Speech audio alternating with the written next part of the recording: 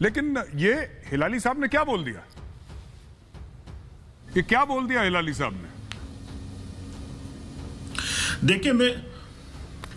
देखिए मेजर साहब, जितना प्रोपेगेंडा भारत कर रहा था तो पिछले साल 1.5 साल से तो आपको कुछ मिला नहीं है कि इतना झूठ बोला, इतना बोला भारत की सरकार ने कि जी वो वहां पे ये हो गया, इतने बंदे जो है मारे गए।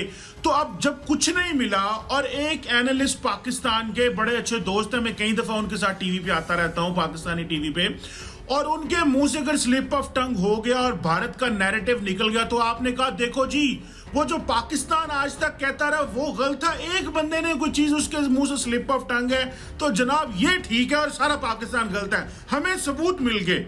तो अभी आपको जो हिलाली साहब आपके बारे में बाकी चीजें कहते हैं अगर उनको भी मान लें तो क्या ही बात हो।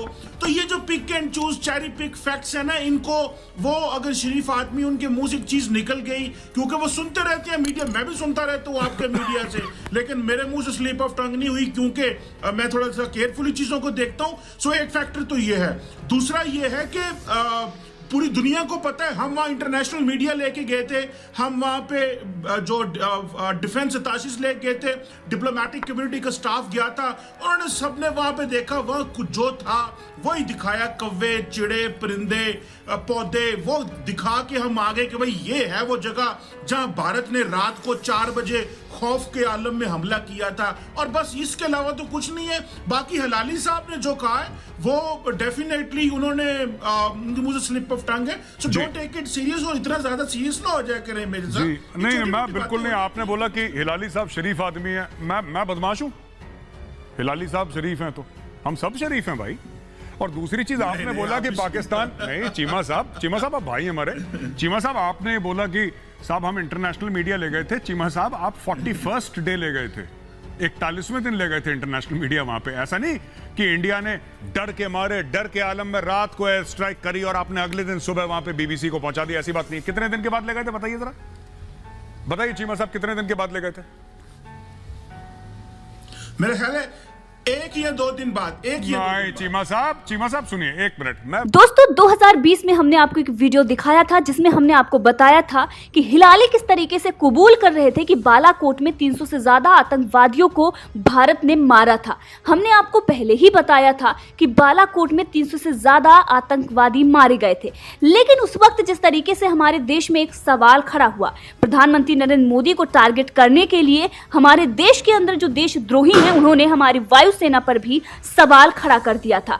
उस वक्त किस तरीके से हमारे देश में एक नैरेटिव सेट किया गया था कि सिर्फ कुछ कौवों को और पेड़ पौधों को ही नष्ट किया गया है। हमारी जो वायुसेना है जिस पर हमें गर्व है उसको एक शक के दायरे में रखा गया था। लेकिन सच्चाई सामने आ गई थी। हमने आपको दिसंबर महीने में ही ये वीडियो दिखा दिया था, लेकिन अब मेन स्ट्रीम मीडिया जब इस पर बात कर रहा है तो एक बार फिर से ये मुद्दा गर्म हो चुका है। मेजर गौरव आर्या ने किस तरीके से कमर चीमा को कई बार इस बात पर जवाब दिया है, लेकिन एक बार फिर से कमर चीमा को जिस तरीके से उन्होंने मुंह तोड़ जवाब दिया है और इस मामले में जो सच्चाई बयां की है उन्होंने, वो आप देखिए कि किस तरीके से कमर चीमा एक बार फिर से अपने ही शब्दों के द्वारा अपमानित हो रहे हैं, किस तरीके से पूरे पाकिस्तान की पोल खुल रही है एक बार फिर से।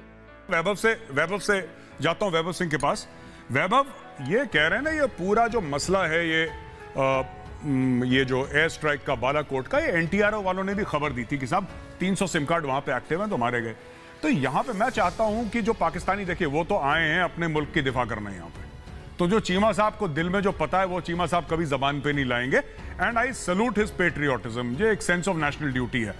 ठीक है चीमा साहब, वो मैं देखिए आपको 7 खून माफ है, आप वैसे भी बचपन के साथी हैं। आप बताओ वैभव, मैं आपसे पूछना चाह रहा हूं कि क्या है ये बताइए, क्या है? यहां पे लोग कह रहे थे कि साहब दरख्त कुछ गिर गए, कुछ कौवे मर गए, कुछ छोटी मोटी चीज हो गई। नवजोत सिंह सिद्धू तक ने बोला दरख्त कौवे, जबकि ये पहली बार जो ये पूरा जो दरख्त और कौवे वाला जो बात हुई थी ये पाकिस्तान से आई थी, इंडिया की नहीं है ये बात। तो पाकिस्तान डीजी आईएसपीआर का मौकफ यहां पे कुछ लोगों ने उठाया, उनके बारे में जरा कुछ टिप्पणी दीजिए वैभव सिंह। देखिए, सबसे पहले तो चीमा साहब की आपको एक और कलाकारी को आपको सल्यूट करना चाहिए। वो ये है कि दुनिया का सबसे लंबा स्लिप ऑफ टंग पाकिस्तान ने रिकॉर्ड करा है, जो कि बहुत बड़ी बात है। स्लिप ऑफ टंग का मतलब होता है आप शायद एक दो शब्द आप इधर उधर आप बोल देते हैं, आपके मुंह से निकल जाता है। एक पूरी की पूरी तकरीर, एक 5 मिनट का एक उनकी जो स्पीच है उस चैनल पे, वो स्लिप ऑफ टंग नहीं कही जाती है। और ये जो स्पिन देना चाह रहे हैं चीमा साहब उस चीज को, वो नहीं दे पाएंगे। ये तो देखिए पहली चीज हो गई। दूसरी चीज, इन्होंने कहा कि भाई हम तो 1-2 दिन बाद लेके गए थे। देखिए ये किस तरह से झूठ बोलते हैं नेशनल मीडिया पे आके। सबको पता है कि 15-16 दिन बाद लेके गए। जब अगले दिन पाकिस्तानी मीडिया ने बोला कि भाई आप हमको वहां क्यों नहीं लेके जा रहे हैं, तो शाह महमूद कुरैशी साहब प्रेस कॉन्फ्रेंस में बैठे थे। उन्होंने कहा कि हाँ हम लेके जाएंगे। फिर नेक्स्ट डे मीडिया पे आए, फिर उनसे पूछा गया भाई आपने कहा था आप नहीं लेके गए हमें, तो बोलते हैं वहां पे बारिश बहुत हो रही है। तो बारिश की वजह से मौसम बहुत खराब है और वहां पे हेलीकॉप्टर लैंड नहीं कर सकता, प्लेन लैंड नहीं कर सकता, तो इस वजह से हम उसको थोड़ा और डिले कर रहे हैं। इस तरह से डिले करते करते 15 दिन में जब इन्होंने उसको पूरा रिपेयर कर लिया, और वहां पे जो फॉरेन के जो डिप्लोमेट्स और डिफेंस अटैचेस गए थे, उनमें से बहुत सारे के स्टेटमेंट्स आए उसके बाद कि भाई हमको एक ISPR गाइडेड टूर दिया गया, पर्टिकुलर एरियाज थे जहां पे हमको रेस्ट्रिक्ट किया गया। अगर हमने किसी दूसरी जगह जाने की कोशिश की बालाकोट में, तो हमको नहीं जाने दिया गया। एंड देयर वर स्टेटमेंट जहां पे उन्होंने कहा कि लग रहा था कि यहां पे कुछ चीजें हैं जो कि अभी फ्रेशली तुरंत बनाई गई हैं। तो एक पुराना ढांचा था, उसको आपने अगर बिल्कुल नया बनाया है तो वो दिख जाता है। तो एक तो ये इनका झूठ है। तीसरा, देखिए ये सच कभी नहीं बोलेंगे, बिकॉज सच की बुनियाद पे इनका मुल्क बना नहीं है। मुल्क अगर बना है झूठ और मुनाफकत की बुनियाद पे, तो आप इनसे सच की उम्मीद क्यों करते हैं? इन्होंने सच कब बोला है? क्या इन्होंने जब 26/11 का जो हमला किया, क्या उसके बारे में इन्होंने कभी सच कबूला? बिल्कुल नहीं कबूला। क्या इन्होंने बॉम्बे बॉम्ब ब्लास्ट में कभी सच कबूला? नहीं कबूला। दाऊद इब्राहिम को लेकर कबूला? नहीं। इन्होंने सच बोला कब है? इन्होंने अपनी पूरी तारीख में, 70 साल तारीख में इन्होंने कभी सच नहीं बोला। और अगर आपने जो भारत की बात की, भारत में लोग इनको एंडोर्स करते हैं, तो ये कौन सी नई बात है? जो भी नारे पाकिस्तान से आते हैं वो भारत, क्या शाहीन बाग में ये जो दहशतगर्दी है इसके पीछे वर्दी है जो कि पश्तून तहफ़्फ़ुज़ मूवमेंट का नारा है, क्या वो शाहीन बाग में नहीं लगाया गया? क्या हमारे पास उसके वीडियो एविडेंसेस नहीं मौजूद हैं? जी वैभव, तो ये जो पाकिस्तान से जो भी नारे आते हैं, पाकिस्तान का नैरेटिव हिंदुस्तान में पॉलिटिकल पार्टीज और मूवमेंट जो है वो उसको यूज करती हैं, बिकॉज उनके माई बाप, उनके फाइनेंशियल जो उनको पैसा देने जी बिल्कुल, जी बिल्कुल वैभव, बिल्कुल बिल्कुल। चीमा साहब, ये जो आगा हिलाली साहब है ना, आपने बोला इनकी जबान फिसल गई। वैभव ने बिल्कुल ठीक बोला, ये 5 मिनट की तकरीर है। मुझे लगता है पूरे आगा हिलाली साहब ही फिसल गए। उनकी जबान तो क्या फिसली, जबान 1-2 लफ्जों में फिसलती है, 5 मिनट में तो बंदा ही फिसलता है फिर पूरा ना। एनीवे, हाँ, हम चलते हैं अब्दुल समद याकूब साहब से। अब्दुल साहब, आपसे बात मैं करता हूं। ये जो पूरा वाकया हुआ, तो उसमें पाकिस्तान में बड़ा ये इसके बारे में ना बड़ी तकरीरें करी गई टीवी पे कि इंडिया ने कुछ नहीं करा, कुछ नहीं करा। ये फिर इतने टाइम के बाद क्यों ले गए आपके जर्नलिस्ट्स को वहां पे? आप ये बताइए। ये मैं कह रहा हूं 40 दिन वैभव ने बोला, यानी कि नेक्स्ट डे नहीं ले गए। हो सकता मेरी टाइमलाइन गलत हो, अगले दिन नहीं ले गए। क्यों नहीं ले गए साहब?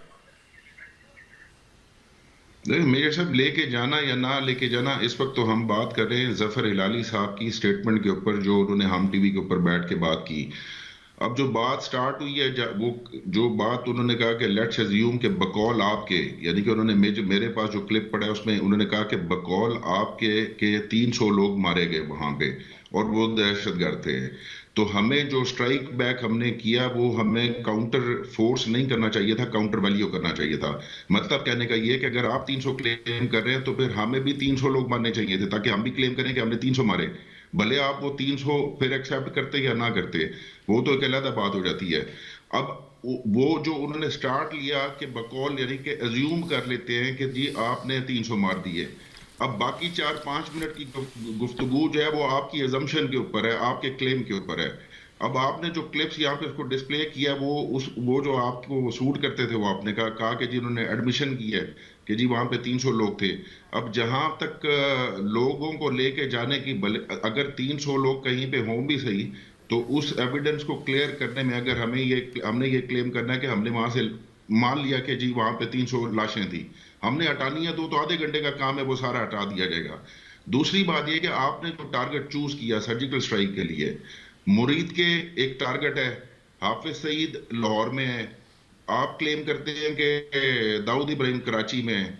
तो फिर आपको ये टारगेट क्यों चूज किया आपने? एक ऐसा टारगेट के जहां पे लोगों को ले जाने भी मुश्किल थी, आप वो टारगेट चूज करें जहां पे मुरीद के का हेड ऑफिस है कि आप 2 मिनट में वहां पे सारा मीडिया पहुंच जाएगा जी। तो पहली बात तो चूज करने में ही आपने गलत एक चूज किया। बिल्कुल बिल्कुल अब्दुल समद साहब, मैं यहाँ पे आपको रोकूंगा, मैं दूसरे गेस्ट के पास जाऊंगा। इसके पहले 2-3 बातें बताता चलूं, जैसे कि दस्तूरन इस शो में बताता हूं मैं साहब। मुरीदके में ये काम हो सकता है और मुरीदके में स्ट्राइक करने के लिए पाकिस्तानी एयर स्पेस को एंटर भी करने की जरूरत नहीं है, इंडिया से ही हो सकता है, पहली चीज। लेकिन वहां पे लोग रहते हैं, वहां पे मासूम लोग रहते हैं, और अगर वहां पे मिसाइल गिरेगी तो हाफिज सईद को कम ले जाएगी, मासूमों को ज्यादा ले जाएगी। और भारत ऐसा करता नहीं है सर। अगर भारत ऐसा करता होता तो बहुत पहले कई चीजें साफ हो चुकी होती। मैं जाता हूं सुशील भाई के पास। सुशील जी, एक बात बताइए, कभी कभी तो इनके अयाज सादिक साहब की जो स्लिप ऑफ द टंग होती है ना, कि चीफ ऑफ आर्मी स्टाफ के पैर कांप रहे थे और मिनिस्टर ऑफ एक्सटर्नल अफेयर्स था, उसके माथे पे पसीना आ रहा था, ये भी बड़ी लंबी स्लिप ऑफ टंग होती है। फिर ये आगा हिलाली साहब की बात है, 5 मिनट की स्लिप ऑफ टंग ना, ये स्लिप होते ही गए, जैसे स्कीइंग होती है ना स्लोप में, गुलमर्ग में आजकल हो रही है, कश्मीर में एक बार ऊपर से आता है तो नीचे आके रुकता है। ये पाकिस्तान में क्यों इतनी स्लिप ऑफ द टंग हो रही है सर? सभी का, और सब कहते हैं कि हमारे सीने में बड़े राज हैं, बहुत, ये एक बड़ा डायलॉग है पाकिस्तान में आजकल, मेरे सीने में बहुत राज है। नवाज शरीफ ने भी बोला मेरे सीने में राज हैं, सबके सीनों में राज हैं। ये इतनी स्लिप ऑफ द टंग क्यों हो रही है? 5-5 मिनट की slip of the tongue sir, parliament के बीच में खड़े होते हुए न्यूज, और वो भी सर डिप्लोमैट, जिनका बेटा डिप्लोमैट है, जिनका बेटा डिप्लोमैट है, जिनका कजन ब्रदर ही belongs to a family of diplomats, बचपन से उनकी ट्रेनिंग ऐसी हुई है। आई डोंट एक्सपेक्ट हिलाली साहब जैसे सीनियर डिप्लोमैट ये बोले कि 5 मिनट की स्लिप ऑफ द टंग। ये तो मुझे सुशील भाई जमी नहीं, बात कुछ हजम नहीं हुई। नहीं, दिक्कत हुजूर ये है कि ये मुल्क एक फिसलन पे बना है और ये फिसलता चला जा रहा है। FATF से पूछिए फिसलता फिसलता कहां पहुंच गया है। लेकिन ये दिमागी तवाज़ुन की बात है साहब, और कई बार जो छाती में, सीने में जो राज होते हैं वो मुंह पर बेसाख्ता चले आते हैं। अभी उरी की जो स्ट्राइक हुई थी, अगर आप उस पे इनके डिफैक्टो जो लश्करों के चीफ हैं हाफिज सईद, उनकी तकरीर सुनिए तो वो कहते हैं कि साहब कुछ भी नहीं हुआ, उरी स्ट्राइक में, सर्जिकल स्ट्राइक में कुछ नहीं मारा गया, कुछ नहीं नुकसान हुआ, और दूसरे ही सांस में कहते हैं इंशाअल्लाह हम इंतकाम लेंगे। तो भैया जब हुआ कुछ नहीं तो इंतकाम किस बात का लेंगे? ये दिक्कत है। आगा हिलाली साहब दिमागी तौर पर हाफिज सईद जैसों से बहुत आगे हैं। उनको हमने इंडियन टीवी पे बहुत दफे सुना है। वो इनके पूरी डिप्लोमेटिक कोर में शायद सबसे बढ़िया डिप्लोमेट रहे हैं, सबसे सक्सेसफुल डिप्लोमेट रहे हैं, बहुत आर्टिकुलेट आदमी हैं। ये खुद फिसल सकते हैं, उनकी जुबान फिसलने की गुंजाइश बहुत कम है। तो इसलिए पाकिस्तान को जब झूठ गढ़ने पड़ते हैं तो फिर तरह तरह की दलीलें देनी पड़ती हैं। लेकिन सच की ये उसमें एक ऐसी बात होती है कि वो गाहे बगाहे निकल आता है, वो लाख पर्दों के पीछे से निकल आता है। इनको तो नूर का मालूम है ना, नूर क्या चीज है। नूर चमकता है, और वो जब चमकता है तो फिर 100 झूठ के पर्दे हट जाते हैं। तो हमें अभी और न जाने कितने कितने सच इनकी फिसलती जुबानों से सुनने को मिलेंगे। देखते चलिए, पाकिस्तान पूरी फिसलन की काई पर खड़ा है और लगातार फिसलता चला जा रहा है। इमरान खान के मुंह से क्या क्या नहीं फिसला है कि ये हमारे तैयार किए हुए लोग हैं जी। इमरान खान प्रधानमंत्री बनने से पहले जो इंटरव्यूज देते हैं, जरा इनको सुनाइए कि कितना फिसले हैं उन इंटरव्यूज में। मुशर्रफ को लेके क्या क्या कहा है, दहशतगर्दी को लेके क्या क्या कहा है, खैबर पख्तूनख्वा में जो इनका जबर का दौर चल रहा है उसको लेके क्या क्या कहा है जी। तो ये मुल्क तो है लगातार कलाबाजियां खाता हुआ फिसल रहा है जी। बिल्कुल बिल्कुल। लेकिन मैं ये कहना चाहता हूं कि जो भी मुल्क फिसलन पे है, कलाबाजियां खा रहा है, लेकिन जो तीनों मेरे पाकिस्तानी दोस्त हैं उनके लिए सिर्फ मेरा एक पैगाम है कि चाहे जो कुछ हो जाए,